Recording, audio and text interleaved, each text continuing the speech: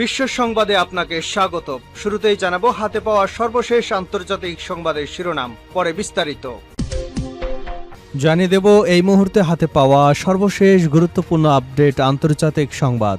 শুরুতেই থাকছে ভারতে ঢুকে পড়েছে চীনা সেনাবাহিনী, দখলে নিয়েছে বিশাল এলাকা। ভারতীয় ভূখণ্ডের কয়েক কিলোমিটার অভ্যন্তরে ঢুকে পড়েছে চীনের পিপলস লিবারেশন আর্মি।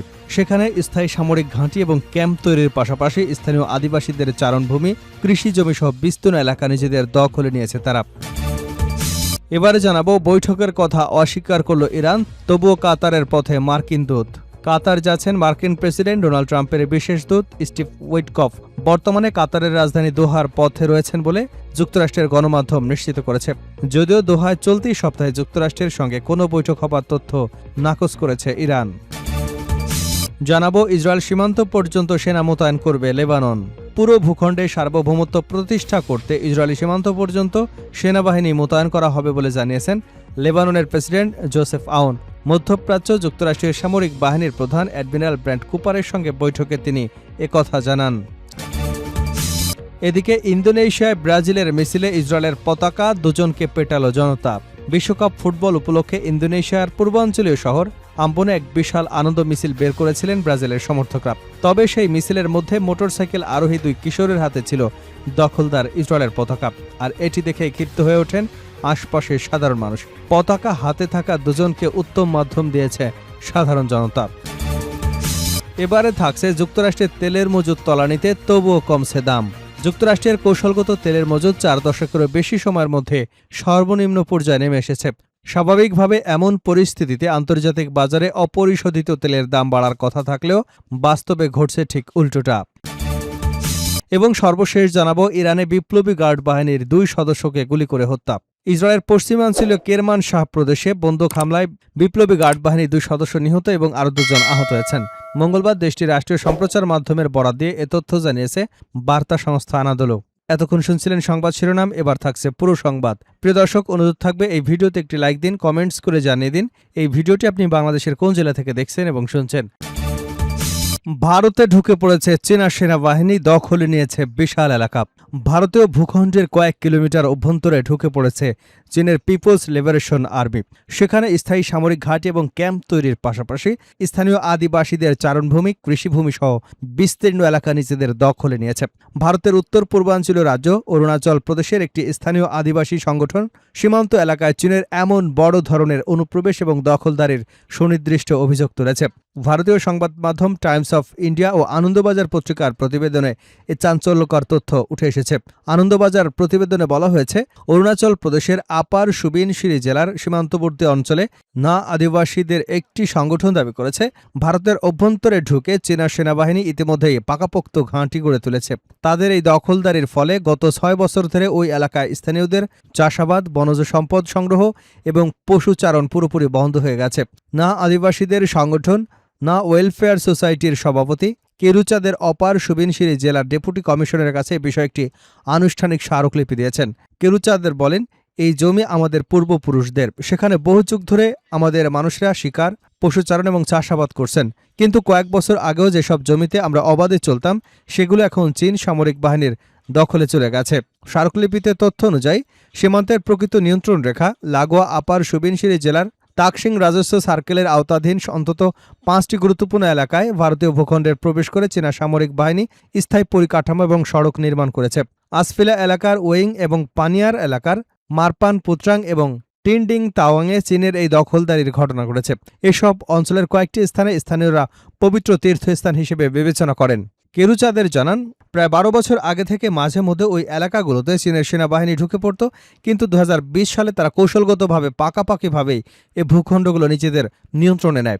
কার্যত ওই সময় থেকে স্থানীয় গ্রামবাসীদের সেখানে যেতে বাধা দিচ্ছে চীনা বাহিনী। তিনি ক্ষোভ প্রকাশ করে বলেন, তাকসিং এলাকায় চীনা সামরিক বাহিনীর তৎপরতার গতি এবং উদ্দেশ্য অত্যন্ত বিপজ্জনক। আমরা প্রতিদিন ইঞ্চি ইঞ্চি করে আমাদের নিজেদের ভূমি হারাচ্ছি। প্রসঙ্গত, কয়েক বছর আগে লাদাখে একইভাবে ভারতীয় ভূখণ্ডে ঢুকে স্থানীয় পশু পালকদের বাধা দেওয়ার অভিযোগ উঠেছিল চীনের সামরিক বাহিনীর বিরুদ্ধে। তবে সে সময় ভারতের কেন্দ্রীয় সরকার দাবি করেছিল লাদাখে ভারতের 1 ইঞ্চি ভূখণ্ড চীন দখল করতে পারেনি।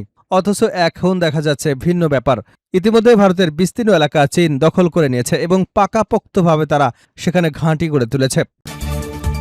বৈঠকের কথা অস্বীকার করল ইরান, তবুও কাতারের পথে মার্কিন দূত। কাতার যাচ্ছেন মার্কিন প্রেসিডেন্ট ডোনাল্ড ট্রাম্পের বিশেষ দূত স্টিভ উইটকফ। বর্তমানে কাতারের রাজধানী দোহার পথে রয়েছেন বলে যুক্তরাষ্ট্রের গণমাধ্যম জানিয়েছে। যদিও দোহায় চলতি সপ্তাহে যুক্তরাষ্ট্রের সঙ্গে কোনো বৈঠক হওয়ার তথ্য নাকচ করেছে ইরান। সিএনএনের খবরে দুই মার্কিন কর্মকর্তার বরাত দিয়ে বলা হয়েছে, উইটকফ দোহার উদ্দেশ্যে রওনা হয়েছেন। তবে তিনি মার্কিন প্রেসিডেন্ট ডোনাল্ড ট্রাম্পের জামাতা জ্যারেড কুশানের সঙ্গে একই বিমানে যাচ্ছেন কিনা তা নিশ্চিত হওয়া যায়নি। এর আগে সোমবার ট্রাম্প বলেন, মঙ্গলবার দোহায় ইরানের সঙ্গে যুক্তরাষ্ট্রের বৈঠক হবার কথা রয়েছে। এদিকে এক জ্যেষ্ঠ মার্কিন কর্মকর্তা সিএনএনকে জানান, সাম্প্রতিক পাল্টাপাল্টি হামলার পরও সমঝোতা স্মারক নিয়ে কারিগরি পর্যায়ে আলোচনা পরিকল্পনা অনুযায়ী এগোচ্ছে। তবে ইরান সোমবার জানিয়ে দিয়েছে, আগামী কয়েকদিনের মধ্যে যুক্তরাষ্ট্রের সঙ্গে কোনো পর্যায়ের আলোচনার বৈঠক নির্ধারিত নেই। তেহরানের ভাষ্য, এখন তাদের লক্ষ্য সমঝোতা স্মারকের বাস্তবায়ন, চূড়ান্ত চুক্তি নিয়ে আলোচনায় যাওয়া নয়। ইসরায়েল সীমান্ত পর্যন্ত সেনা মোতায়েন করবে লেবানন। পুরো ভূখণ্ডের সার্বভৌমত্ব প্রতিষ্ঠা করতে ইসরায়েল সীমান্ত পর্যন্ত সেনাবাহিনী মোতায়েন করা হবে বলে জানিয়েছেন লেবাননের প্রেসিডেন্ট জোসেফ আউন।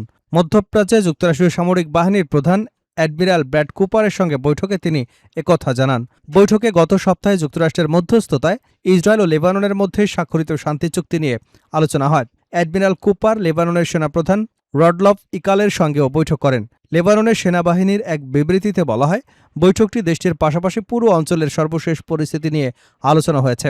ওয়াশিংটনের মধ্যস্থতায় হওয়া চুক্তি অনুযায়ী হিজবুল্লাহকে নিরস্ত্র করবার দায়িত্ব লেবাননের সেনাবাহিনীর উপর ন্যস্ত করা হয়েছে। অন্যদিকে ইসরায়েলের নেতারা জানিয়েছেন, তাদের সেনারা আপাতত দক্ষিণ লেবাননের অবস্থান ছেড়ে যাবে না এবং সেখানে মোতায়েন অব্যাহত রাখবে।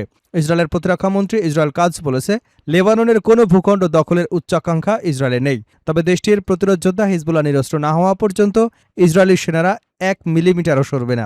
ইসরায়েল ও লেবাননের মধ্যে যুদ্ধ অবসানের লক্ষ্যে চুক্তি স্বাক্ষরের পর মার্কিন সেন্ট্রাল কমান্ডের প্রধান লেবানন সফর করছেন। তার এই সফরে তিনি কাজ এ মন্তব্য করেন।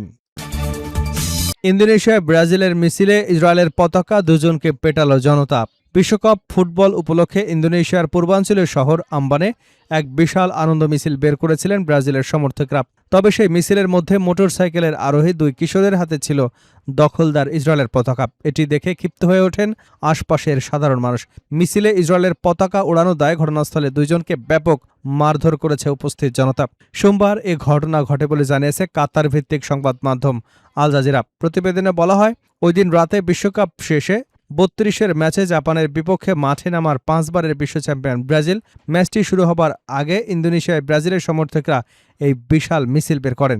ব্রাজিলের সমর্থকদের ফুটবল উন্মোদনার এই মিছিলে ওই দুই কিশোর ঠিক কী কারণে ইসরায়েলের পতাকা নিয়ে এসেছিলেন তা এখনও নিশ্চিত হওয়া যায়নি। এছাড়াও দেশটির পুলিশ এবং স্থানীয় কোনো কর্তৃপক্ষ এখন পর্যন্ত এ ঘটনা নিয়ে আনুষ্ঠানিক কোনো মন্তব্য দেয়নি। অনলাইনে প্রকাশিত ঘটনার ভিডিও ফুটেজে দেখা গেছে, মিছিলে মোটরসাইকেলে থাকা এক ব্যক্তি প্রথমে ওই দুই কিশোরকে থামান। এরপর তিনি দ্রুত তাদের হাত থেকে ইসরায়েলের পতাকা টান দিয়ে কেড়ে নেন এবং পতাকার লাঠি ভেঙে ফেলেন। এর কিছুক্ষণের মধ্যে আশপাশ থেকে আরও কয়েকজন ক্ষুব্ধ ব্যক্তি এসে তাদের উপর চড়াও হন এবং মারধর করা শুরু করেন। বিশেষ করে যার হাতে ইসরায়েলের পতাকাটি ছিল তাকে ব্যাপক মারধর করা হয়। বিশ্বের সবচেয়ে বড় মুসলিম সংখ্যাগরিষ্ঠ দেশ ইন্দোনেশিয়ায় দীর্ঘদিন ধরে স্বাধীন ফিলিস্তিন রাষ্ট্র গঠনের পক্ষে দৃঢ় অবস্থান নিয়ে আসছে। দেশটির সাধারণ মানুষ সবসময় ফিলিস্তিনিদের প্রতি গভীর সহমর্মিতা প্রকাশ করে থাকেন। অন্যদিকে ফিলিস্তিনের আগ্রাসনের কারণে ইসরায়েলের প্রতি দেশটির জনগণের তীব্র ক্ষোভ রয়েছে। এর মাঝে ব্রাজিলের ফুটবল মিছিলে ইসরায়েলি পতাকা দেখে উপস্থিত জনতা ক্ষিপ্ত হয়ে ওঠেন।